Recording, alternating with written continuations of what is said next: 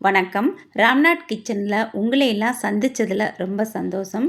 இன்றைக்கி நாம் பச்சை பயிறு கடையல் தான் செய்ய போகிறோம். ரொம்ப சத்தானது, சுவையானதும் கூட. வாங்க. அதுக்கு ஒரு குக்கரில் 1 டம்ளர் அளவுக்கு பாசி பயிறு இருக்குல்ல, அதை எடுத்துட்டு ஒரு 2 நிமிஷம் 3 நிமிஷம் போல் நாம் வறுத்து எடுத்துக்கலாம். ரொம்ப கருகிடக்கூடாது. லேசாக அந்த வாடை வர்ற அளவுக்கு நாம் வறுத்தெடுத்துக்கலாம். இப்போ தண்ணி விட்டு ஒரு 2 தடவை கழுவிட்டு அதை அப்படியே வச்சுருக்கேன். இருக்கட்டும்.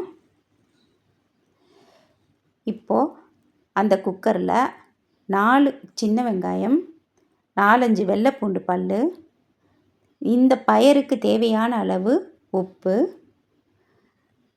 சுவைக்காகவும் உரப்புக்காகவும் நான் பச்சை மிளகாய் சேர்த்துருக்கேன்.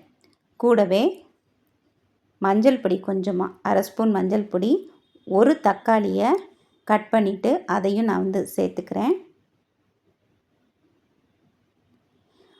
அப்புறம் சுவை தர்றது இந்த ஜீரகம்தான். சுவையும் வாசமும் தர்றது ஜீரகம்தான். ஒரு துண்டு பட்டை பிடிச்சா சேர்த்துக்கலாம், இல்லைன்னா விட்டுறலாம். இப்போது இது எல்லாத்தையும் முங்குற அளவுக்கு நாம் தண்ணி ஊற்றிக்கலாம்.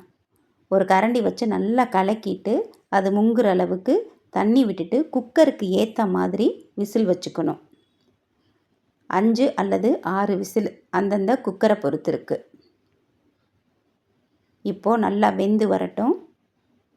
இப்போ நான் ஓப்பன் பண்ணி பார்க்குறேன். நல்லா மசிஞ்சு வெந்திருக்கு ஓரளவுக்கு. இப்போது கரண்டியோ மத்தோ வச்சு நல்லா அதை மசிச்சு விடணும்.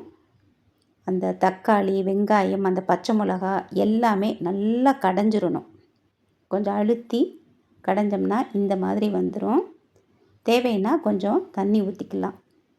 இப்போ ஒரு சின்ன தாளிப்பு கொடுத்துடலாம். ஒரு பேனில் எண்ணெய் ஊற்றி கடுகுளுந்து போட்டு, கடுகுளுந்து வெடித்ததுக்கு அப்புறமா பெரிய வெங்காயம் ஒன்று கட் பண்ணி ஒரு வதக்கிட்டு கருவேப்பிலை சேர்த்துட்டு அதே பாத்திரத்தில் அப்படி தூக்கி நாம் அந்த கடையல் கிண்ணத்தில் எடுத்து வச்சுருக்கோம்ல, அதை தூக்கி ஊற்றிக்கிறேன். நல்லா கலந்து கொடுத்துடலாம். எல்லா பக்கமும் கலந்து கொடுத்துடலாம். அவ்வளோதான். சுவையான பச்சைப்பயிறு கடையல் ரெடி ஆயிடுச்சு. நான் ஒரு கிண்ணத்துக்கு மாற்றிக்கிறேன். முடிஞ்சது அப்படின்னா திரும்பவும் சந்திக்கிறேன். தேங்க்யூ.